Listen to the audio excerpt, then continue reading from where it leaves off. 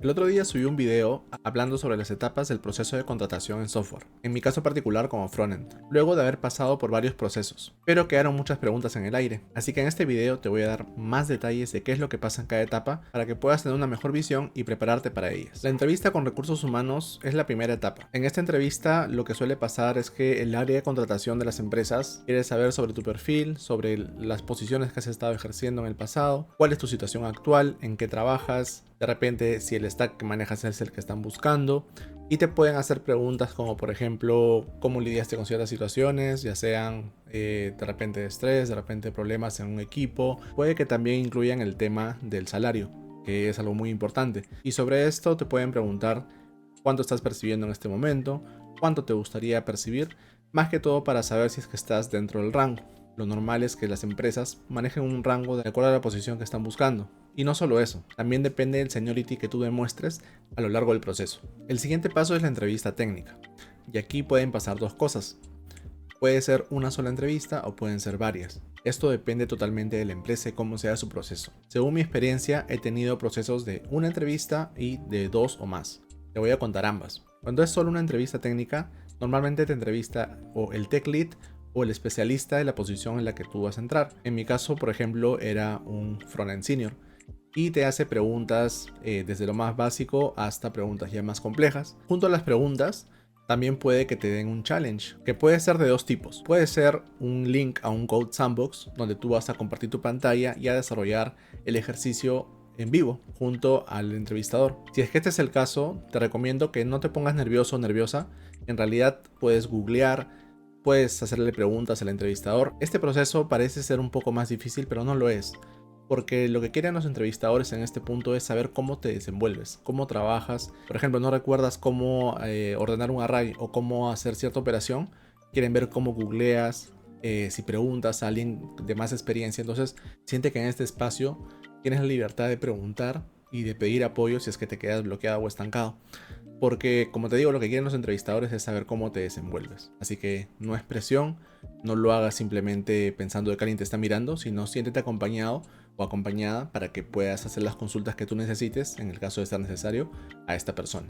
Y la otra forma es cuando te dan un challenge, pero te lo envían por correo. Es un correo con indicaciones de qué es lo que tienes que hacer. Normalmente te mandan un PDF y te dicen, ¿sabes qué? Necesito que desarrolles este ejercicio.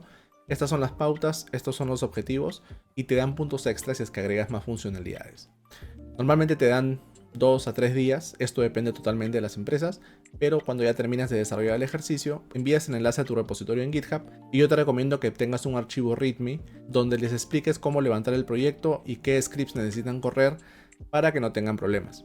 Ya con esto ganaste un par de puntos extra por documentar cómo levantar tu proyecto, y si lo deployas en Netlify o en Vercel o en alguna plataforma de deployments, también vas a tener puntos extra porque les estás facilitando la vida y estás demostrando que no solo te quedas en lo que te dicen, sino vas más allá. Y tenemos el otro caso, que es cuando son múltiples entrevistas técnicas. De acuerdo a los procesos que yo he llevado en el pasado, la primera entrevista técnica es una entrevista más global, es una entrevista más de conocimientos generales, donde te pueden preguntar, por ejemplo, protocolos HTTP, te pueden preguntar configuración de servidores, te pueden preguntar cómo haces un balanceador de carga, qué sabes de CDNs, al margen de preguntas de programación. Entonces, esto es más que todo para saber qué tan envuelto estás tú con la tecnología. Y ya para la segunda entrevista técnica, te derivan al especialista del área donde podrías ingresar. ¿Por qué te hacen varias entrevistas técnicas? Porque puede que la posición a la que tú estás postulando esté disponible en múltiples equipos. Y entonces te hacen preguntas para saber tu conocimiento general de ciertos topics que pueden encajar en los equipos donde están buscando una persona.